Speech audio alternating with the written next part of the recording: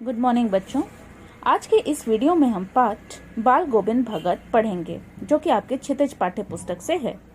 और इस पाठ को लिखने वाले लेखक हैं राम वृक्ष बेनीपुरी जी। इनका जन्म जो है वो बिहार के मुजफ्फरपुर जिले के बेनीपुर गांव में सन 1899 में हुआ था। माता पिता का निधन बचपन में ही हो जाने के कारण जीवन के आरंभिक वर्ष जो थे इनके अभाव और कठिनाई में बीते। इन्होंने बहुत संघर्ष किया, 10वीं तक की शिक्षा प्राप्त की और वो सन 1920 में राष्ट्रीय स्वाधीनता आंदोलन से सक्रिय रूप से जुड़ गए और इसके लिए उन्हें कई बार जेल भी जाना पड़ा। उनकी मृत्यु सन 1968 ईस्वी में हुई। 15 वर्ष की अवस्था में ही बेनीपुरी जी की रचनाएं पत्र पत्रिकाओं में छपने लगी थी।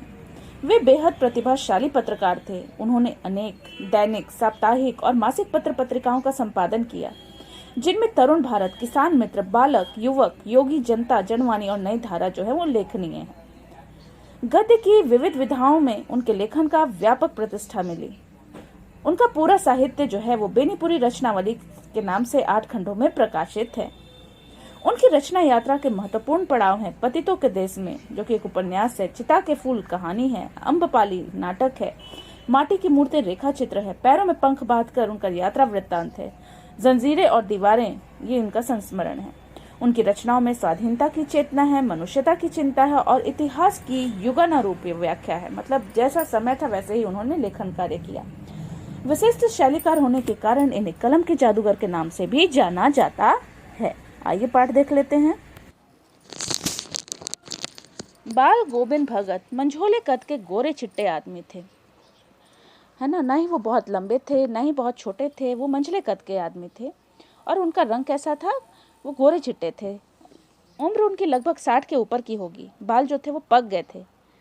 ऐसा नहीं था कि वो लंबी दाढ़ी रखते थे, लंबी लंबी जटाएं रखते थे, ऐसा नहीं था। किंतु हमेशा जो था उनका चेहरा वो सफ़ेद बालों से जगमगाया करता था। कपड़ों के नाम पर वो बिल्कुल कम पहनते थे। कमर में बस एक लंगोटी मात्र होती थी और अपने सिर पर वे कबीर पंथियों की, कबीर धर्म को जो मानने वाले लोग होते हैं उनकी कनफटी टोपी जो कान से कटी हुई होती है। जब जाड़ा आता, ठंड का मौसम आता, तब वो एक काली कमली ऊपर से ओढ़े रहते। मस्तक पर हमेशा चमकता हुआ एक राम नंदी चंदन, है ना, जो नाक के एक छोर से जिस प्रकार से औरतें लगाती हैं उनके तरह ही शुरू होता। गले में हमेशा एक तुलसी की जड़ों की माला पहने रहते थे, जो बहुत बेडौल थी, भद्दी थी, एक आकार की नहीं थी वो। जैसा कि उनका ऊपर वर्णन किया गया, वो हमको ये नहीं मानना चाहिए कि बाल गोविंद भगत जो थे वो साधु थे। नहीं, वो बिल्कुल गृहस्थ थे। उनकी गृहिणी की तो मुझे याद नहीं, लेखक बोलते हैं कि उनकी पत्नी का उनको याद नहीं आ रहा, लेकिन उन्होंने उनके बेटे और बहू को देखा था। बेटे और पतोहू को तो मैंने देखा था। थोड़ी खेती बाड़ी भी थी और एक अच्छा साफ सुथरा मकान भी था। किंतु खेती बाड़ी करते, परिवार रखते भी बाल गोविंद भगत साधु थे, है ना। गृहस्थ होते हुए भी लेखक उनको साधु मानते थे। क्यों? क्योंकि वो साधु की सब परिभाषाओं पर खरे उतरने वाले थे। कबीर को अपना साहब मानते थे, मतलब उन्होंने कबीर को ही अपना गुरु मान लिया था। उन्हीं के गीतों को गाते, उन्हीं के आदेशों पर चलते। जो भी जीने की राह सिखाई है कबीर जी ने, बिल्कुल उसी पर वे चलते। कभी झूठ नहीं बोलते, दूसरों से एकदम खरा सच्चा व्यवहार करते। किसी से भी दो टूक बात कहने में थोड़ा भी नहीं झिझकते थे, है ना। न किसी से वो खामखा व्यर्थ का झगड़ा मोल लेते। किसी की चीज़ को छूते भी नहीं और न ही बिना पूछे उसका उपयोग करते, व्यवहार में लाते। और इस नियम को कभी कभी वो इतनी बारीकी तक ले जाते कि लोगों को इच्छा होती जानने की वो ऐसा कैसे कर ले हैं। कुतूहल मतलब इच्छा होना। कभी भी वो दूसरे के खेत में शौच के लिए भी नहीं बैठते थे। वह गृहस्थ थे, लेकिन सब चीज़ उनकी साहब की थी। उनका मानना था कि जो भी उनके पास है वो उनके गुरु का है। तो जो भी कुछ अनाज उनके खेतों में पैदा होता वो सिर पर लाद कर उसे जाकर साहब के दरबार में ले जाते, जो उनके घर से कितने दूर था? 4 कोस की दूरी पर था। एक कबीर पंथी मठ था, वहीं ले जाते थे। वह दरबार में भेंट रूप रख लिया जाकर प्रसाद रूप में जो उन्हें मिलता उसे घर लाते और उसी से गुजर चलाते। मतलब वहां जाकर दे देते और वहां से उन्हें जो प्रसाद के रूप में वापस मिलता उसी से वो अपना गुजारा चलाते थे। लेखक इन सब के ऊपर मैं तो मुग्ध था। उनके मधुर गान पर जो सदा सर्वदा ही सुनने को मिलते। लेखक किससे प्रभावित थे? उनके मधुर गायन से प्रभावित थे। लेखक उनके मधुर गायन से प्रभावित थे, है ना, जो उनको हमेशा ही सुनने को मिलता था। कबीर के वे सीधे साधे पन जो उनके कंठ से निकलता था और लगता था कि एकदम सजीव हो उठते हैं।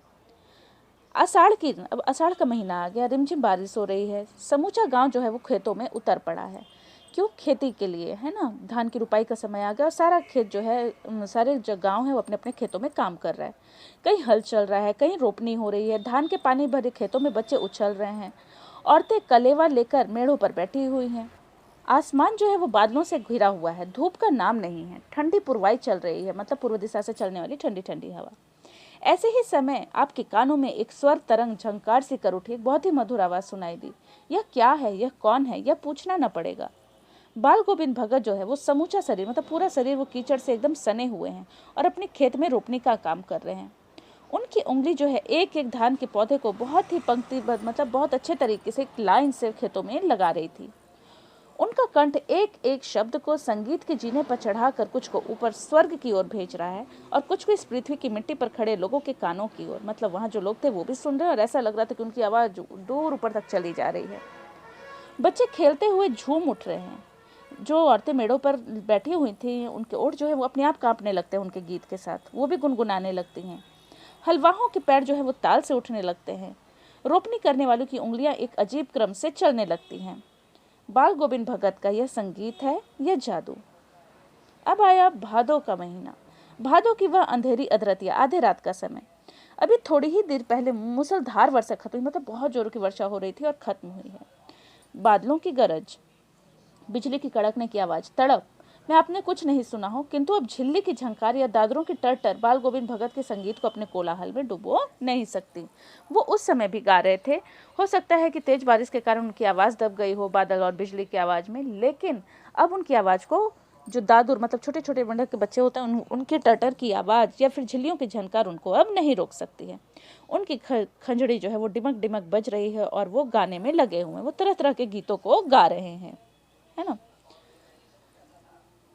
अब देखो, उसी भरे बादलों वाले भादों की आधी रात में उनका यह गाना जो है वो अंधेरे में अकस्मात कौंध उठने वाली बिजली की तरह किसे न चौंका देता।